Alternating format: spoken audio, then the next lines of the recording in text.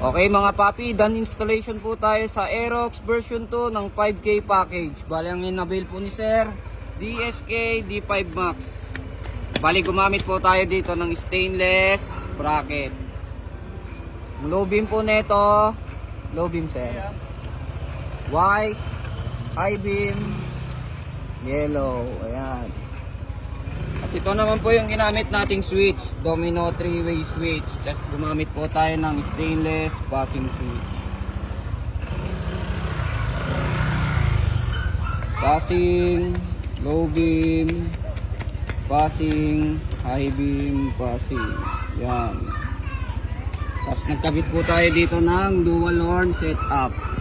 Bale, ito yung horn selector ni Sir. Yan. Pag nakaupo to, stock horn siya.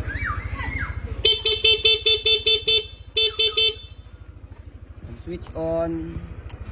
Yan, Corsa po yung pinabil ni Sir na busina. Pabusina nga Sir.